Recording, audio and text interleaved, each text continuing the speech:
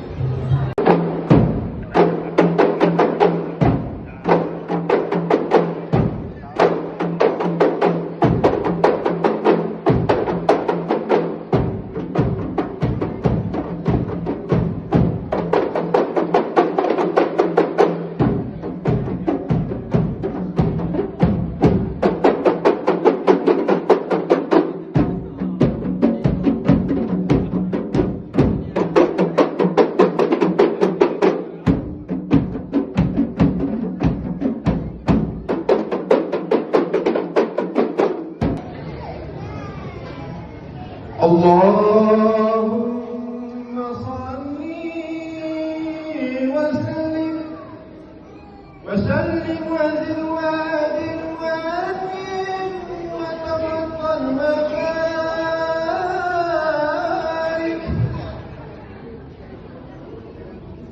bi jalalika wa kamalika ala sayyidi malika wa ashrafi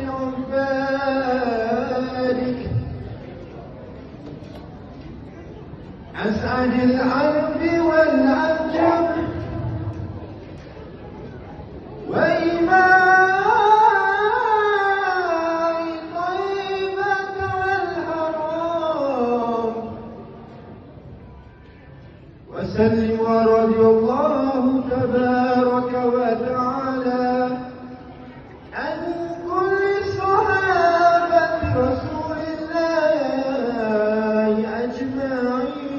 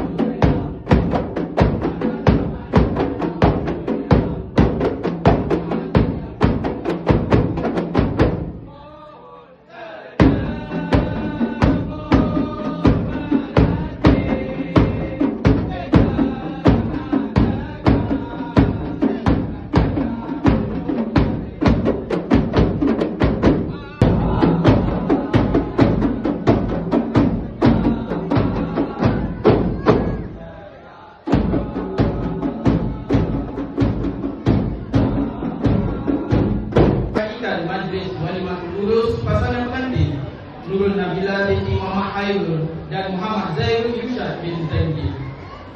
Allahumma barik lahuma wa barik alaihuma wajma bainahuma fi khair. Ya Allah, limpahkanlah keberkatan dan kebahagiaan kepada pasangan ini. Jadikanlah rumah tangga mereka sebuah rumah tangga yang dipenuhi dengan mawaddah, rahmah dan sakinah. Kurniakanlah mereka rezeki yang luas, kehidupan yang harmoni, kesihatan yang baik, serta zuriat yang soleh dan solehah, yang menjadi penyejuk mata dan penawar hati buat kedua-dua ibu bapa. Untuk bersama-sama menyempurnakan adat mengenal bersama pasangan pengantin yang diraihkan. Pertama-tamanya, majlis ingin mempersilakan terlebih dahulu ayahanda dan juga bonda kepada pengantin lelaki untuk tampil. Mari sama-sama kita lupakan perhatian seketika bersama dengan pasangan berpati dua sejoli ini yang mengenakan busana yang cukup indah dan mempesona, yang bakal menyempurnakan